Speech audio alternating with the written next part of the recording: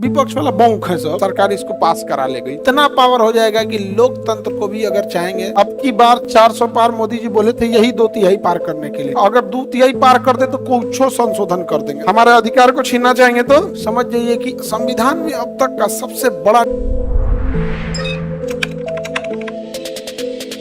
अब जो लोकसभा में 545 सीट है, इसका 2/3 निकालिए, देखिए तो 3 एकम में 3, कितना गया 2 8 1 भाई, अब गुणा कीजिए इसमें 2 8 दूनी 16 362, यानी आपको चाहिए संसद में लोकसभा में 362। अब की बार 400 पार मोदी जी बोले थे, यही 2/3 पार करने के लिए। अगर 2/3 पार कर दे तो कुछ संशोधन कर देंगे। समझ में आ गया कि नहीं आ गया? किसी को दिक्कत? हाँ, अभी उतना नहीं है।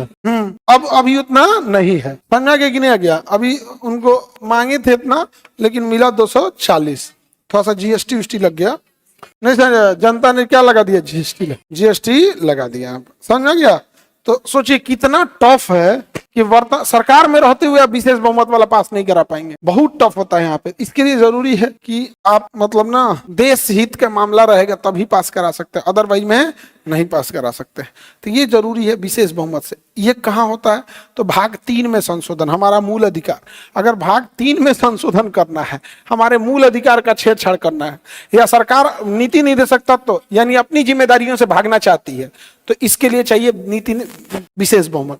भाग 3 मतलब हमारा अधिकार छीनना चाहती है, अब भाग 4 मतलब अपने जिम्मेदारियों से भागना चाहते हैं। भाग 4 में हमने लिए कुछ कॉबे नहीं किया है, चाहे सरकार को ऐसा करना चाहिए, ये करना चाहिए, निःशुल्क विधि सहायता दीजिए, वृद्धा पेंशन दीजिए, प्रसूति सहायता दीजिए, SC/ST का देखिए, पोषायुक्त आहार दीजिए, जानवर पशुपालन सबकी रक्षा कीजिए, कार्यपालिका न्यायपालिका को अलग कीजिए।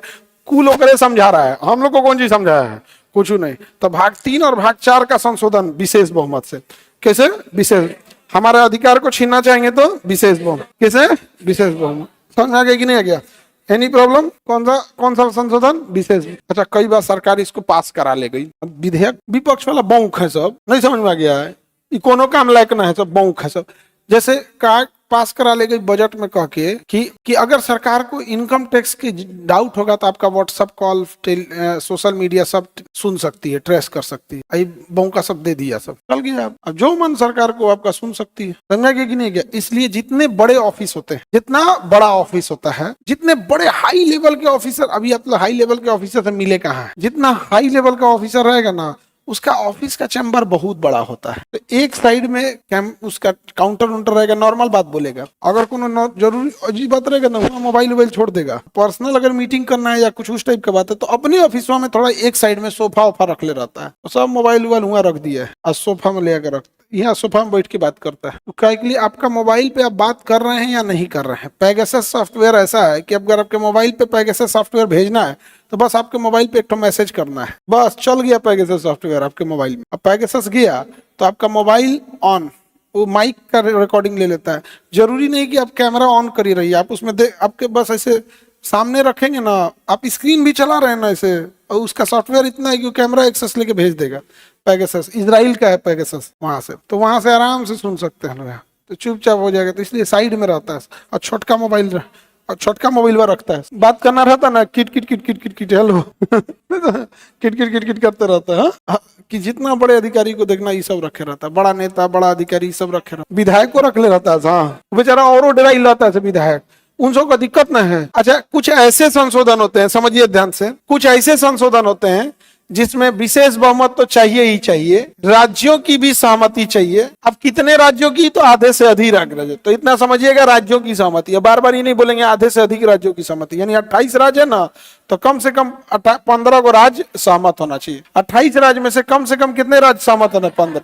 14 आधा हो जाएगा, 15 राज्य सहमत होना चाहिए। 28 में से कितना सहमत है? 15। तो ये वही संशोधन होता है जिसमें राज्य सरकार का हित प्रभावित होता है। जैसे कोई टैक्सेशन में सुधार, जैसे जीएसटी, राज्यों का हित प्रभावित हो रहा है, तो ये सब चीजें उसमें आती हैं। जैसे राष्ट्रपति की निर्वाचन प्रणाली में आप कहिए कि विधानसभा भागे नहीं लेगा, तो राज्य सरकार कहेगा ना कि हमारा पावर खत्म कर रहे हैं। तो आधे से अधिक राज्यों में अगर सरकार अगर सेम पार्टी की है तो पासो करा लेगी।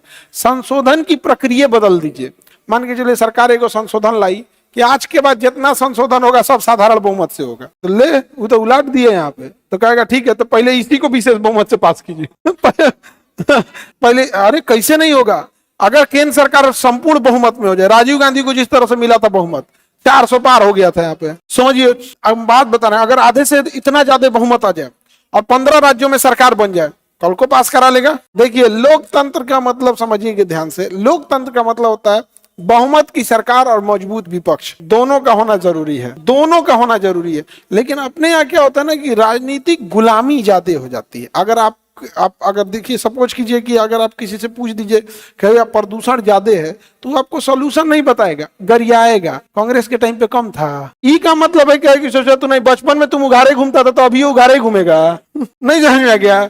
अरे यार छोड़ना यार, अभी का तुमसे बोल रहा है, तुम सीधे बोल नहीं बता, ऐसा ना जोम्बी होता है, क्या मानसिक रूप से जोम्बी है सब। आप बताओ प्रदूषण का सवाल, इसलिए हम कहते हैं दिल्ली वाला सबको, नहीं नहीं तू ठीक है, आओ दिवाली फिर छोड़ देते 4 को पटाखा, हम तो 10 जो क्या चीज। हाँ, तो ये राज्य सरकार अगर बहुत ज्यादा बहुमत आएगा तो कोई संशोधन कर देगा। अंबेडकर साहब को देख रहे हैं कितना टाइट करके गए हैं। इसलिए अगर पूर्ण बहुमत आ गया, विशेष बहुमत, आधे से अधिक राज्यों में सरकार बन गई, समझ जाइए कि इतना पावर हो जाएगा कि लोकतंत्र को भी अगर चाहेंगे तो खैर वहां तो सुप्रीम कोर्ट आ जाएगा, लेकिन सुप्रीम कोर्ट के फैसले को पलटने का अधिकार किसको है? संसद को है।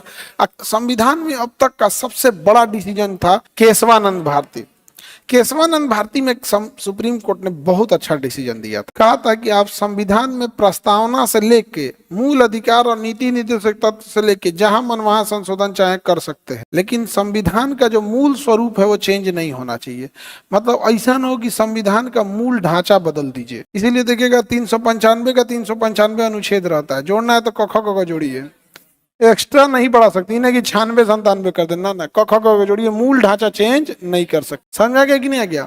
जैसे लोकतंत्र है, लोकतंत्र की जगह आप इसे राजतंत्र नहीं कर सकते हैं, मूल ढांचा ही बदल जाएगा, ये नहीं कर सकते हैं। जैसे भारत पंथ निरपेक्ष है, कोई धर्म निरपेक्ष, पंथ निरपेक्ष है, कोई विशेष धर्म नहीं है।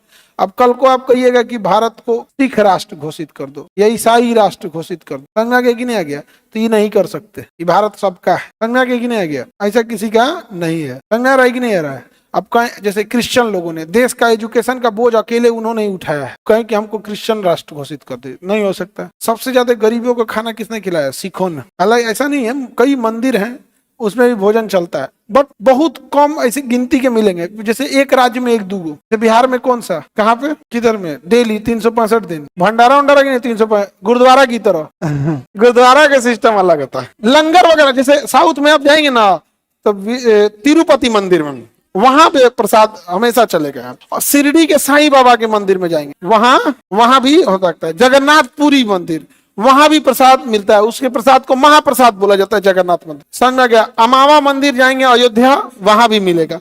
तो कुछ बड़े मंदिर हैं जहां पे मिलता है, और कुछ फेमस दरगाह है जहां मिलेगा, जैसे अजमेर, किछौछा, संजय मोइनुद्दीन चिश्ती के दरगाह पे वहां मिलेगा। तो ऐसा नहीं कि सारे कुछ कुछ फेमस जगहों पे मिलता है। तिरुपति मंदिर हो गया, बालाजी मंदिर, यह मिलेगा यहाँ, बट अमूमन छोटे मंदिरों में ऐसी व्यवस्थाएं नहीं है।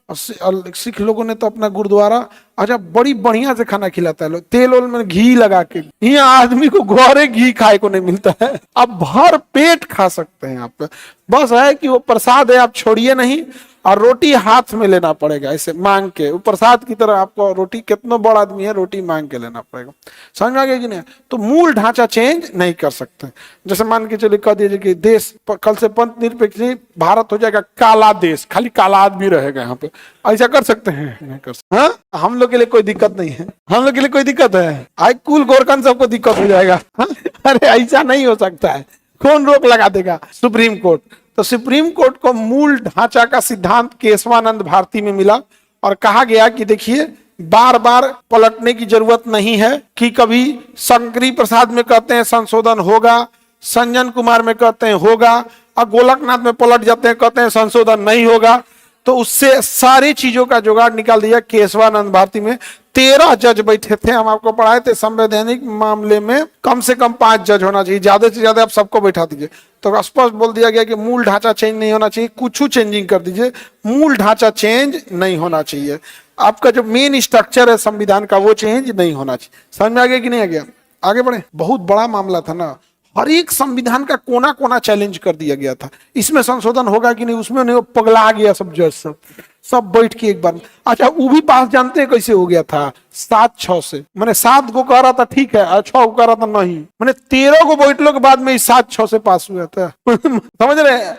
अरे वो बराबर हो गया था 6-6। वो तो चीफ जस्टिस आए के इनने बोल दिए, कहे कि भैया चलो पास करो। हालांकि ठीक था केशवानंद भारती मामला कि आप संशोधन करिए, मूल ढांचा चेंज नहीं होना।